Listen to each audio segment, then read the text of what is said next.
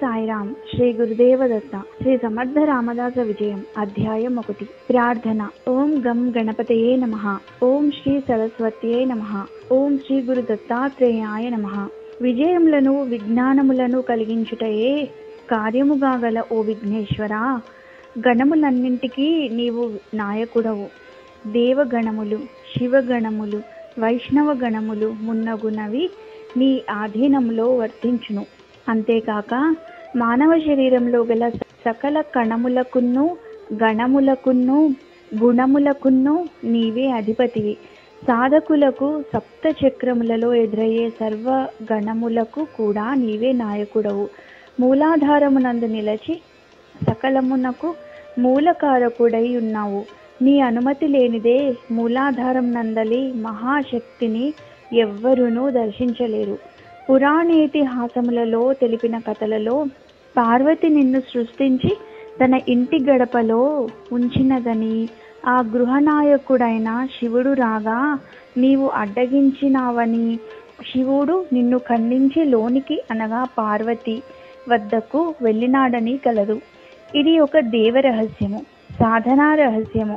సాధకుడు నీ కరుణతో తనలోని వికల్పాలను తొలగించుకొని సంకల్పమును బలపరుచుకొని ముందుకు సాగి నిర్వికల్పుడవుటయే ఆ ఇతిహాసమునందలి పరమార్థం.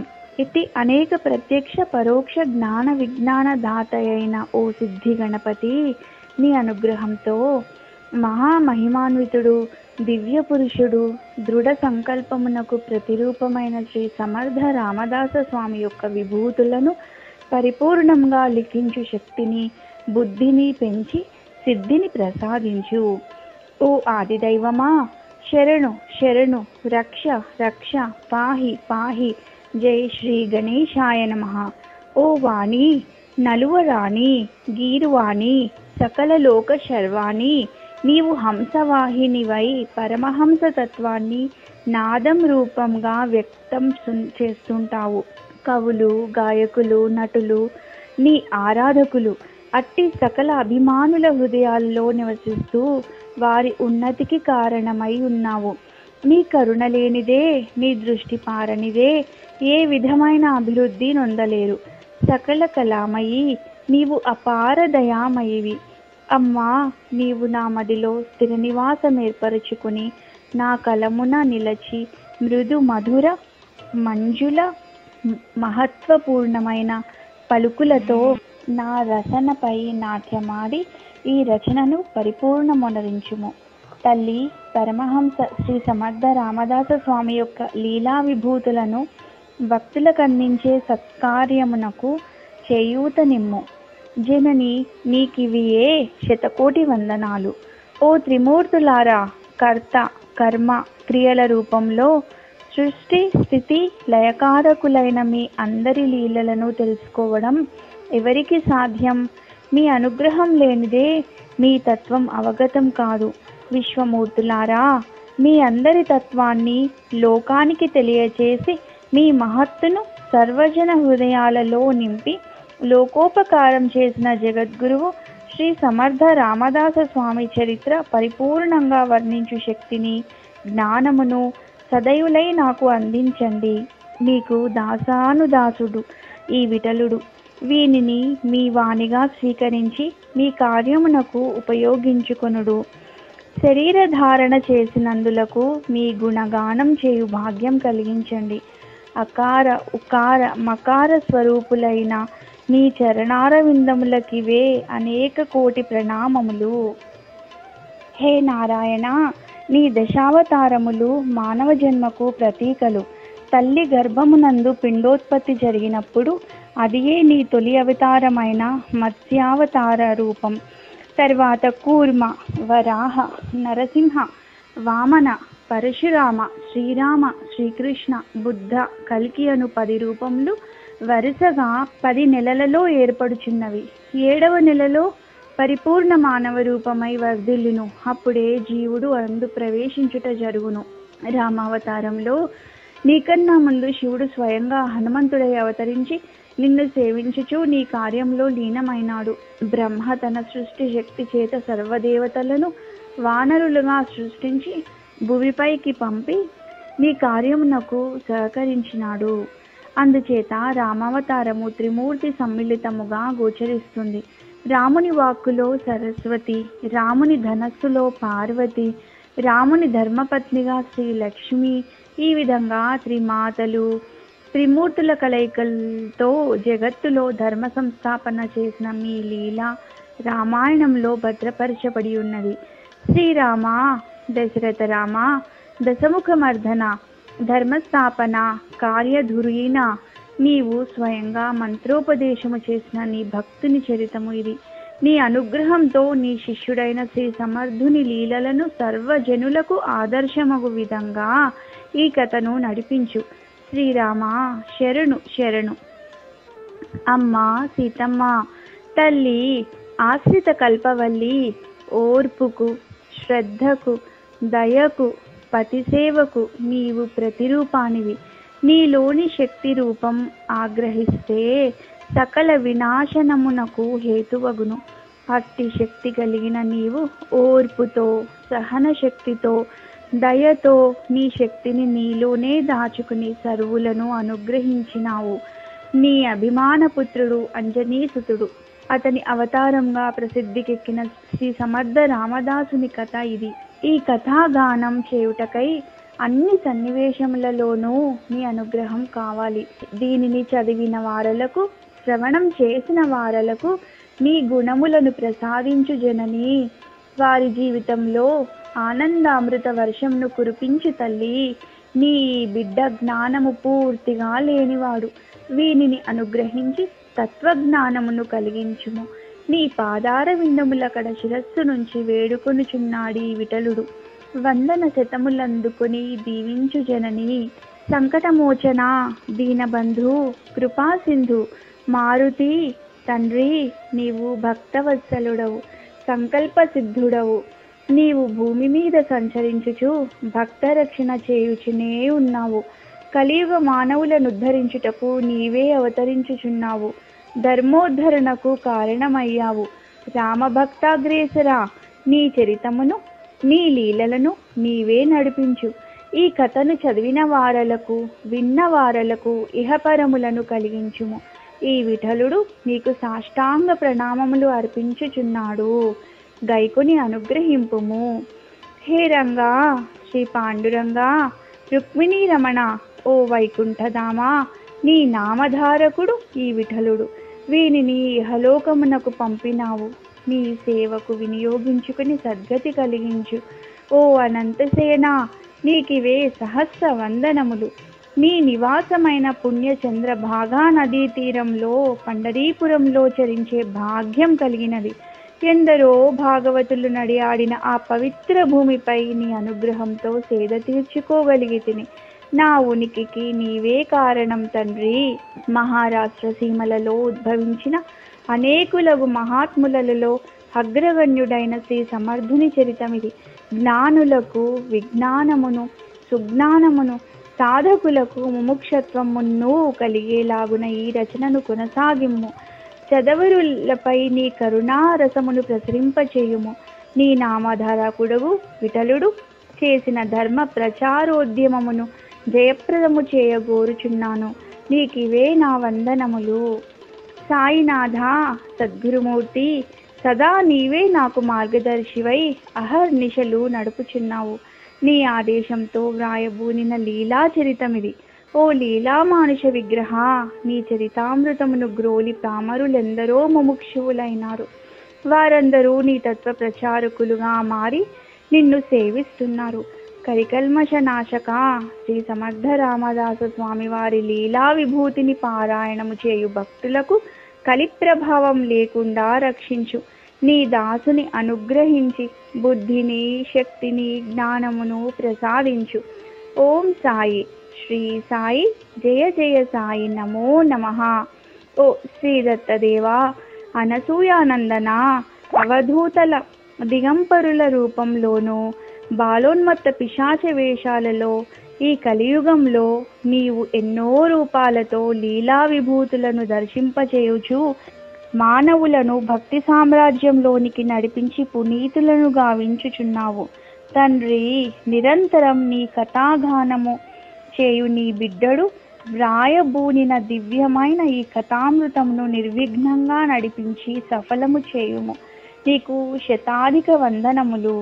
శ్రీ సప్తర్షులారా, అష్టదిక్పాలకులారా, కవీశ్వరులారా, సద్గురువులారా, ఈ బాలుడు మీ వాడు. వీనిని చేయిపట్టి నడిపించండి. సద్గురుని చరితము సర్వజనులకు హితము చేకూర్చులాగున సాగనివ్వండి. శరణు శరణు, రక్ష రక్ష. ఓ సమర్థ రామదాస స్వామి, నీవు ఘటనాఘటన సమర్థుడవు. శిష్యకోటికి నీవు చేసిన హితబోధలు శ్లాఘనీయములు. నీ ప్రబోధమైన దాసబోధ సర్వకాలములలోనూ మానవాళికి హితము చేకూర్చును. అజ్ఞానాంధకారములలో అలమటించు వారలకు చేయూతనిచ్చి జ్ఞానము వైపు నడిపించును. నీవు లీలా పురుషుడవు. నీవే నీ దివ్య లీలా విభూతుల స్ఫురణ కలిగించుము. నీ అండదండలే నా సాహసమునకు మూల కారణములు. నీవు నిత్య సత్యుడవయున్నావనే ధైర్యంతోనే నేను ఈ కార్యానికి పూనుకున్నాను తండ్రి. కరుణించు. నీకు నా శతకోటి ప్రణామములు. జన్మనిచ్చిన జననీ జనకులకు, పెంచి పోషించి తత్వజ్ఞానకారకులైన సంత్ కైకాళి మహారాజునకు సన్యాస దీక్షనిచ్చి దత్త సాంప్రదాయ పరంపరలో చేర్చుకున్న శ్రీ శ్రీ శ్రీ స్వామి నిరంజనానంద సరస్వతి మహారాజ్ వారికి ఆశ్రమంలో ఆశ్రయమిచ్చి విద్యా ప్రబోధం చేసిన ఋషికేశంలోని కైలాసాశ్రమాధిపతి శ్రీ విష్ణు మహాదేవానంద స్వామి వారికి అడుగడుగునా నాకండగా నిలిచిన దత్తావతార పంచకం శ్రీపాద శ్రీవల్లభ, శ్రీ నరహరి నరసింహ సరస్వతి, శ్రీ మాణిక్య ప్రభు, శ్రీ స్వామి సమర్థ, శ్రీ సాయినాథులకు దాసానుదాసుడి విఠలుడు మీ అందరి దీవెనలతో, మీ ఆదేశంతో వ్రాయబూనిన శ్రీ సమర్థ రామదాస స్వామి లీలా విభూతిని తెలుపు ఈ అద్భుత కావ్య రచనలో తోడు నీడై పదములలో నిలిచి పూర్తి కానివ్వండి. సద్గురువులారా, మీ అందరికీ నా సాష్టాంగ నమస్కారములు. గురు నిత్యానందులు విద్యాసాగరుల తీర్థయాత్ర. అకలకోట శ్రీ స్వామి సమర్థుల లీలామృతమును తనివి తీరా గ్రోలిన విద్యాసాగరుడును స్వామి యొక్క లీలలను దర్శించి అమృత ధారగా ప్రవచించిన శ్రీ నిత్యానంద యోగియు వారి నిత్యానుష్ఠానములు సద్గోష్ఠి కార్యక్రమములు చేస్తూ చాలా కాలంగా అక్కల్కోటలోనే నివసిస్తున్నారు. ఒకరోజు నిత్యానంద యోగి గారి సముఖానికి వచ్చి విద్యాసాగరుడిలా అన్నాడు, స్వామి, నేను కొన్ని తీర్థములు క్షేత్రములు సేవించగలిగాను. కానీ వాని మహాత్మ్యమును విశేషములను పూర్తిగా వివరించి చెప్పువారు లేక క్షుణ్ణముగా తెలుసుకోలేకపోయితిని. మీ వంటి మహాత్ముల వెంట తీర్థాటనం చేసిన ఎడల ఆయా క్షేత్రముల మహిమలు వివరంగా తెలియుటకు అవకాశం ఏర్పడును. తమరు దయతో అనుమతించితే కొన్ని రోజులు తీర్థాటనము చేయాలని కోరిక కలుగుచున్నది అని పలికెను. నిత్యానందులు చిరునవ్వుతో, వత్సా, మీ అభిప్రాయము సరి అయినదే, సమర్థనీయమైనది. ఏ క్షేత్రమైనా, ఏ తీర్థమైనా, ఏ దైవమునైనా, ఏ సద్గురువునైనా ఊరక దర్శించినంత మాత్రమున ఏమీ ప్రయోజనం ఉండదు. వాని యొక్క మహత్తత్వమును తెలుసుకొని సేవించినప్పుడు ఫలితం అపారంగా ఉంటుంది, ఆనందం కలుగుతుంది. నీ అభీష్టమే నెరవేరుగాక. అట్లే మన మిరువురము క్షేత్ర సందర్శనము చేయుదుము అని అనుమతినిచ్చెను. గురు శిష్యులు ఇరువురు ముందుగా షోలాపూర్ మీదుగా పండరీపూర్కు చేరుకున్నారు. చంద్రభాగా నదిలో స్నాన సంధ్యాదులు ముగించుకొని ఆశ్రిత వత్సలుడు అనాథ రక్షకుడైన పాండురంగ విఠలుని సేవించుకున్నారు. ఇందరో భక్త శిఖామణులు శ్రీరంగని సేవించి అనేక విధముల కీర్తించి ధన్యత పొందిన విషయములన్నీ శ్రీ నిత్యానందులు విద్యాసాగరుని కెరిగించినారు. అటువంటి భక్తులలో ముఖ్యముగా సక్కుబాయి, జ్ఞానదేవ్, నామదేవ్, తుకారాం, చౌకమేళ, నరహరి కంసాలి మొదలైన పరమ భక్తుల వృత్తాంతములన్నీ మననం చేసుకున్నారు. అట నుండి కొల్హాపూర్ను, నరసింహవాడి, ఔదంబర్ను సందర్శించుకుని క్రమంగా నిత్యానందులు విద్యాసాగరుడును సతారా జిల్లాలోని సజ్జనగడకు చేరినారు. కథా ప్రారంభం. ఆ దివ్యక్షేత్రము గల పర్వత శ్రేణులను చేరినంతనే వారి హృదయములలో అపారమైన శాంతి, ఆనందము కలిగినది. వారి మనస్సులు కాకతాళీయంగా ధ్యానమగ్నమైనవి. చల్లని వాతావరణము, పచ్చని కొండ చర్యలు, గలగల పారు సెలయేరులు, ఎత్తైన కొండల నుండి జాలువారుచున్న జలపాతములు, వింత వింత పక్షుల సోయగాలు వాటి కిలకిలా రావాలతో అమితమైన ఆనందమును అందించినవి. అచటి ప్రకృతిని గాంచి పులకించుచు గురు శిష్యులిరువురు సజ్జనగఢ్ పైన గల శ్రీ సమర్థ రామదాస స్వామి ఆశ్రమములోనికి ప్రవేశించి శ్రీ రామదేవుని దర్శనము, హనుమంతుని దర్శనము చేసుకుని ప్రసాదము స్వీకరించి విశ్రాంతిగా కూర్చున్నారు.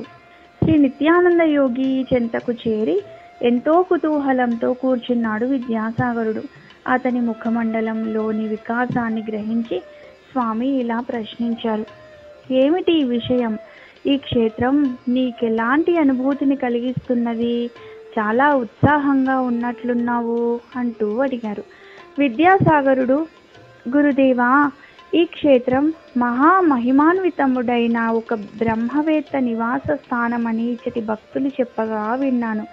వారు సద్గురువులని, ఎన్నో లీలలు చేశారని చెప్పుచున్నారు. కానీ పూర్తి వివరాలు ఎవరు చెప్పలేకపోయినారు. తమరు ఆ మహాత్ముని జీవిత విధానమును, వారి లీలలను పూర్తిగా నాకు వినిపించి నన్ను తరింపచేయండి స్వామి అని ప్రార్థించాడు.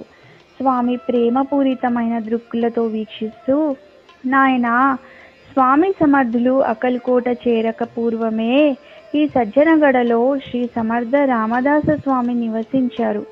ఆయన బ్రహ్మజ్ఞాని, తత్వవేత్త, సంఘ సంస్కర్త, సద్గురువు, మ్లేచ్చుల కదంబ హస్తాల నుండి మాతృభూమిని విడిపించుటకు ప్రయత్నించి సఫలీకృతుడైన ఛత్రపతి శివాజీ మహారాజ్కు తన దీవెనలలోనే అండదండలందించిన సద్గురువు. ఆ గురు శిష్యులు ఇరువురును ఈ దేశ ప్రజలెన్నంటికి మరువలేరు. విద్యాసాగర, శ్రీ సమర్థ రామదాసు ఎంతటి కరుణామూర్తియో, ఆయన శిష్యుల పట్ల ఎటువంటి ప్రేమను వ్యక్తపరిచినారో ఈ సమాధియే చెప్పుచున్నది. గురుదేవుల మహాసమాధి సమయంలో దూరంగా ఉండి తర్వాత ఆ విషయం తెలుసుకుని కళ్యాణ్ అనే శిష్యుడు వ్యధపడి గురువును తలంచుకొని తీరని దుఃఖంతో కుమిలిపోతుంటే సమర్థ రామదాస స్వామి సమాధిని చీల్చుకుని బయటకు వచ్చి అతనికి ఉపశాంతిని కలిగించి మరలా అంతర్ధానమైనారు. ఆ మహాత్ముని లీలలు గూర్చి ఎంత చెప్పినా తక్కువే. సముద్రంలో నీటి బొట్టంత మాత్రమే నోటితో చెప్పగలం అంటూ కన్నులు మూసి క్షణం సేపు ఆ సమర్థులను జ్ఞప్తికి తెచ్చుకుంటుండగా విద్యాసాగరుడు, స్వామి, గురుదేవా, అంతటి సమర్థులైన వారి లీలామృతమును తనివి తీరా గ్రోలే అవకాశం నాకు కలిగినందులకు ధన్యుడను. మీ సాన్నిధ్యమును ప్రసాదించిన సమర్థులు శ్రీ అకలకోట స్వామి వారికి, శ్రీ సమర్థ రామదాస స్వామి వారికి, సద్గురువులై నన్ను తరింపచేయుచున్న తమరికి కూడా పాదాభివందనములు. నా మనస్సు శ్రీ సమర్థుని లీలలను వినుటకెంతయో ఉత్సాహపడుచున్నది అంటూ ప్రార్థించాడు. నిత్యానందుల వారు ప్రసన్నతను కురిపించే చూపులతో, వత్సా విద్యాసాగర, నిజంగా నీ వలన నాకు కూడా ఆ మహనీయుని లీలలను స్మరించి దర్శించుకునే భాగ్యం కలిగింది. ముందుగా ఆనాటి దేశకాల పరిస్థితులను, శ్రీ స్వామి అవతరించుటకు కారణమైన స్థితిగతులను వివరిస్తాను.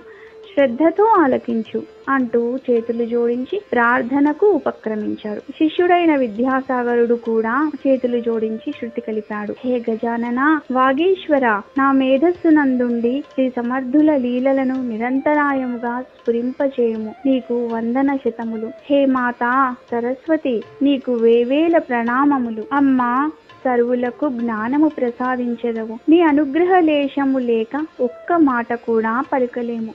నీవే మా వాక్కున నిలచి శ్రీ సమర్థుల లీలా విశేషముల పలికించు తల్లి. ఓ స్వామి అకలకోట వాస, నీవే మాకు ప్రావు.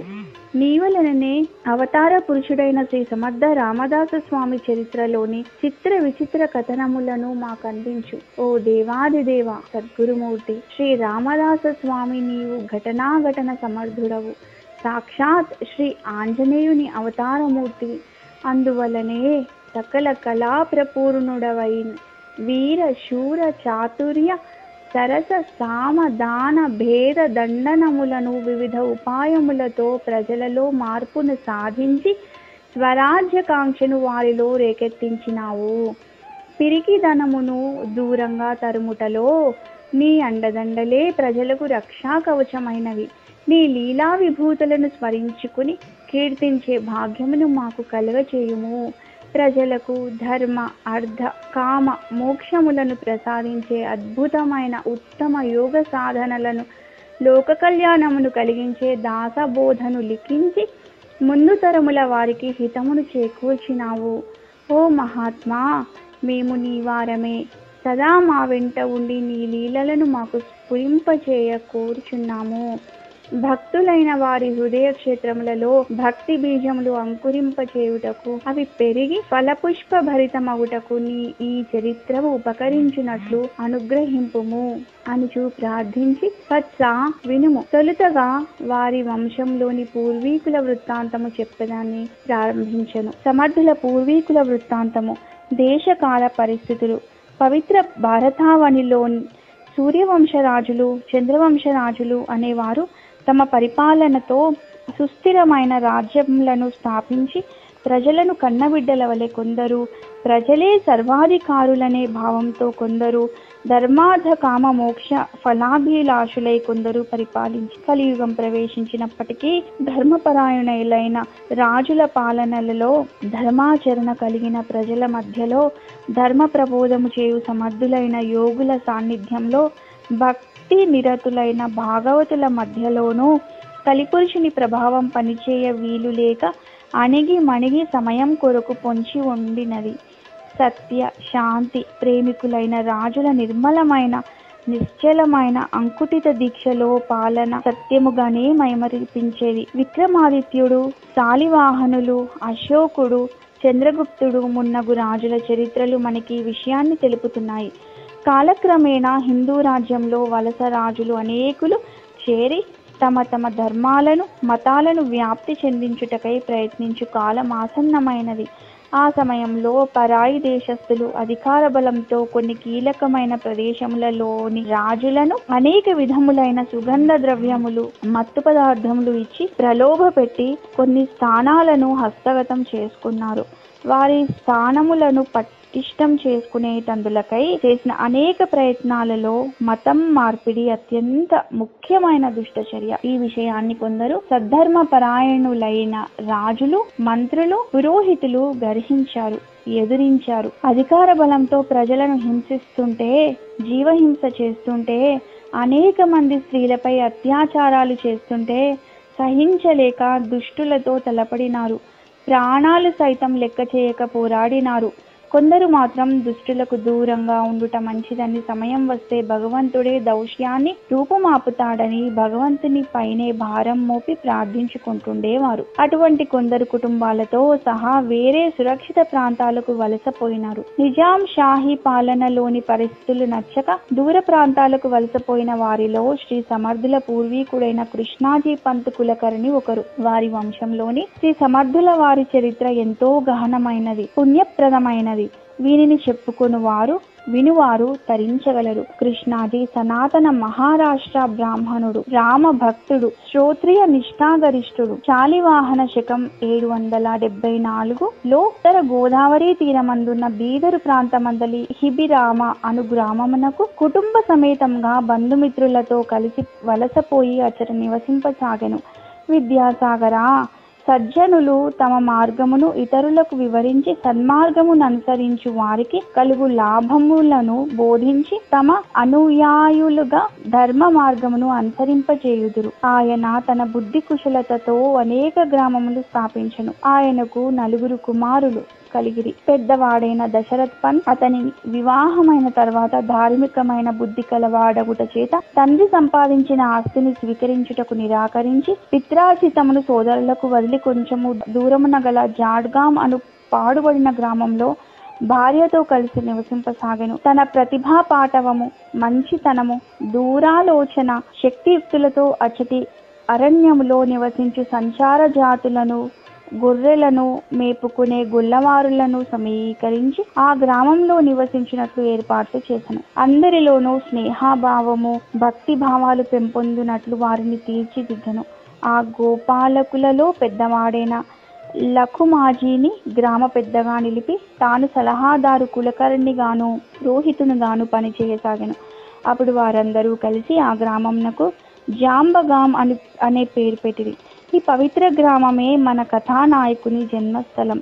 అది నేడు పరమ పూజ్యమైన యాత్రాస్థలంగా ప్రసిద్ధి చెందినది. దశరథ్ పంత్ శ్రీరామోపాసకుడు, గురుభక్తుడు, సాధు సజ్జనుల సేవ చేయువాడు, సత్ప్రవర్తకుడు, సత్యమైన శాంతి కాముకుడుగా ఉండేవాడు. ధర్మ నిరతి కలవాడు, తండ్రి వలనే స్వచ్ఛంద జీవనము సత్ప్రవృత్తి కలిగి జీవించువాడు. ఆ చుట్టుప్రక్కల గ్రామములను కూడా నిర్మాణాత్మకంగాను ప్రణాళికాబద్ధముగాను తీర్చిదిద్దెను. ఇతని కాలంలో ఆ గ్రామంలో శ్రీరామచంద్రునికి మరియు హనుమంతునికి దేవాలయంలో నిర్మించబడెను. శ్రీరామనవమికి ప్రతి సంవత్సరం అత్యంత వైభవోపేతంగా శ్రీరామ జయంతి ఉత్సవములు జరిపించబడుచుండెను. హనుమత్ జయంతి ఉత్సవములు కూడా చాలా ఘనంగా జరిపిస్తుండేవారు. ఆనందోత్సవంతో ఆ గ్రామం కలకలలాడేది. సజ్జనులు ఎక్కడ ఉంటే అక్కడ సుఖశాంతులు ఉంటాయని నిరూపించారు. ఆ సాంప్రదాయం నేటి వరకు అలాగే కొనసాగుచున్నది.